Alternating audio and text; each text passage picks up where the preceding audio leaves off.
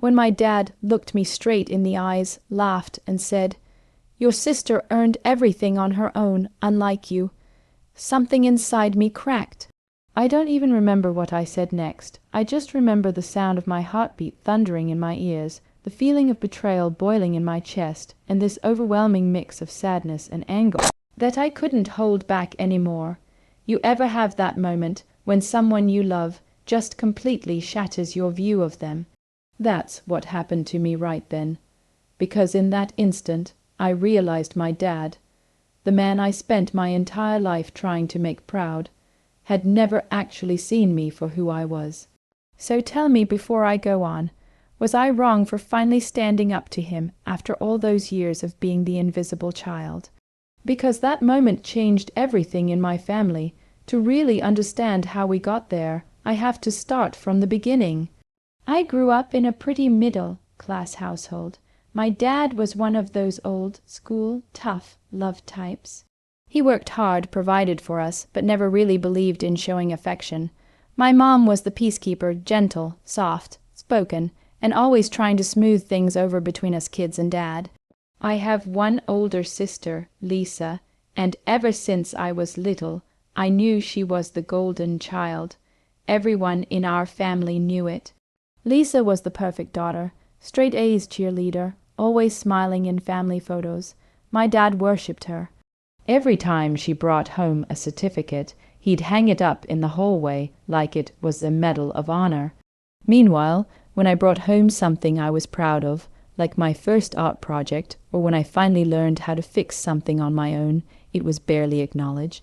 "That's good, buddy," was all I'd get, and he'd go right back to talking about Lisa's accomplishments.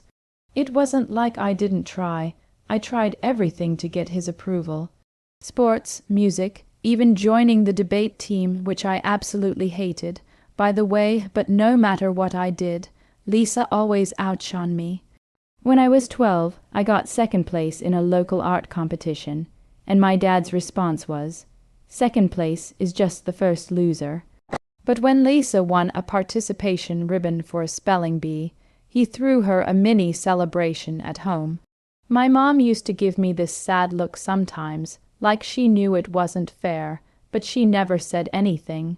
I think she was too scared of confrontation. My dad's word was basically law in our house, and going against him always led to yelling and slammed doors. By the time I got to high school, I'd stopped even trying to compete with Lisa. I figured if I couldn't win the game, I'd stop playing it.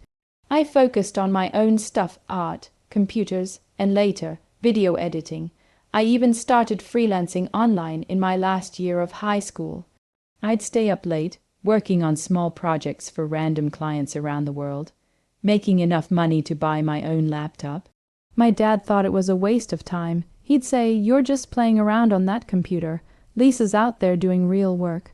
It didn't matter that Lisa wasn't working at all.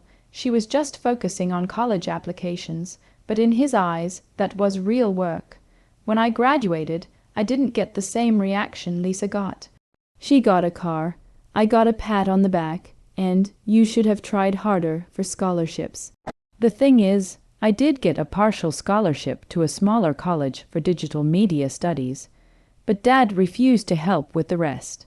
He said if you want to waste your time on art and videos, you can pay for it yourself, so I did. I took a gap year to work full-time, saved every penny, and then enrolled in a community college while still freelancing on the side. I won't lie, it was tough. There were nights I'd cry from exhaustion, wondering why my own family didn't see how hard I was trying. Meanwhile, Lisa was thriving, or at least that's how it looked. She got into a big university, Dad paid her full tuition, bought her a new laptop, even gave her money for rent. I didn't begrudge her for it, at least not at first. I figured she couldn't help that Dad favored her. But that changed when I found out she'd been taking credit for my work. One day, when I came home for a visit, I overheard Lisa talking to my aunt about this marketing project she'd supposedly designed for her internship. She was describing my work, the graphics and edits I'd made for a freelance client. I froze in the hallway, listening as she bragged about how creative and tech-savvy she was. I confronted her later, and she just smirked. "It's not a big deal," she said. "It's not like you own editing. I just borrowed the idea. Borrowed." She had literally shown my work as her own. I told Dad about it, hoping he'd finally defend me. But instead, he just laughed and said, "Lisa's always been ambitious. You should learn from her." That was the first time I realized I couldn't win. No matter what Lisa did, Dad would twist it into something admirable. And no matter what I achieved, it would never be enough. But I still tried to keep the peace. I'd visit for holidays, keep my head down, and avoid drama, until everything boiled over one Thanksgiving. By then, I'd actually started doing really well for myself. I'd built a decent career in digital media, working remotely, making more than I ever imagined I could without a degree. I'd moved into my own apartment, started helping Mom out financially when she needed it, and even saved up for a decent car. But of course, none of that mattered to Dad. When Lisa came home that Thanksgiving, she had big news: she was engaged. To a guy named Chris, who came from a wealthy family. My dad was over the moon.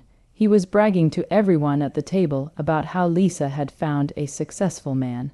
I was happy for her, truly, but it was hard not to feel invisible. Every time I tried to join the conversation, he'd cut me off to talk more about her wedding plans or her fiancé's job.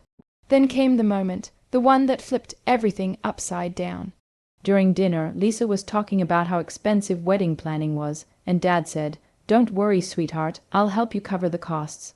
I froze mid-bite. I couldn't help it. I laughed and I asked, "You're paying for the wedding. You wouldn't even help me pay for college." The room went dead silent. Dad looked at me like I'd just insulted him in front of the Pope. Then he chuckled, leaned back and said, "Well, your sister earned everything on her own, unlike you." That's when it hit me. The man who had watched me bust my ass for years, who saw me grind my way up from nothing without his help, still thought I was the lazy one. I felt this surge of anger and heartbreak all at once. I said, "Are you serious right now? You think she earned everything on her own. You literally paid for her school, her rent, and now her wedding, and you say I'm the one who didn't earn anything." He just waved his hand dismissively. "You're too sensitive. You always have been." I looked over at Lisa, expecting her to at least back me up, but she just smiled awkwardly and said, "Let's not make this a big deal." That's when I snapped. I told him everything. I told him how Lisa stole my work back in college and claimed it as her own. How she lied about projects she never did. How I'd been working multiple jobs just to pay my bills while he was funding her vacations and new clothes. He laughed at first, but when I pulled out my phone and showed him emails and timestamps, proving that the designs she claimed as hers were mine, his smile faded. Mom looked shocked, Lisa went pale, and Dad just got quiet. He didn't apologize, of course not, but he didn't deny it either. He just muttered something about siblings being dramatic, and left the table. That night, Mom came to my room with tears in her eyes. She said she was proud of me for standing up for myself. That meant the world to me. But the next morning, when I came downstairs, Dad wouldn't even look at me. He spent the rest of the holiday pretending I didn't exist, so I packed up early and left. On my drive home, I made a decision. I wasn't going to chase his approval anymore. I realized I'd been living my whole life trying to prove myself to someone who didn't even want to see the truth. So that's where I was, sitting in my car, feeling like my entire childhood had just been rewritten in front of me. Before I tell you what happened next, I want you to think about something. If you were in my shoes, would you have said what I said at that dinner? Would you have called them out or just kept the peace to avoid drama? Because I've replayed that night in my head 1,000 times, and I still don't know if I went too far, or if it was about time I finally spoke up. Comment below what you would have done, because honestly, I'm still torn about it sometimes. Anyway, a few weeks later, I got a call from my mom. Apparently, Lisa's wedding planning wasn't going so smoothly. Chris's family had pulled some financial support after finding out Lisa wasn't as career. driven, as she'd made herself sound. I guess she'd told them she worked full time as a digital consultant, using my portfolio to back it up. When they found out the truth, it was a huge mess. My dad was furious at first, but not at her, at me. He said, "If you hadn't embarrassed her at dinner, none of this would have happened." I couldn't believe it. Somehow, he was still trying to make me the villain. I told him flat out, "I'm not responsible for your favorite daughter's lies." Then I hung up. From that point on, I went low contact. I'd only talk to Mom occasionally, but I stopped visiting for holidays. I focused on myself, my work, my friends, and my peace. For the first time in my life, I wasn't trying to earn anyone's approval. I even started my own small agency, hired a couple of people, and business took off. About a year later, I got invited to speak at a conference for young entrepreneurs in digital media. It was a huge deal. I posted photos online, and apparently they reached my family. A few days later, I got a text from Lisa, the first message from her since that Thanksgiving. She wrote, "Hey, congrats. Maybe you can help me get a job now that things with Chris didn't work out." I just stared at my phone for a long time. Part of me wanted to ignore her, part of me wanted to rub it in her face, but I didn't do either. I just replied, "I hope you find what you're looking for." She never replied after that. I found out later from Mom that Lisa's engagement completely fell apart, and she'd moved back home with Dad. I didn't take any pleasure in hearing that. If anything, I just felt sad.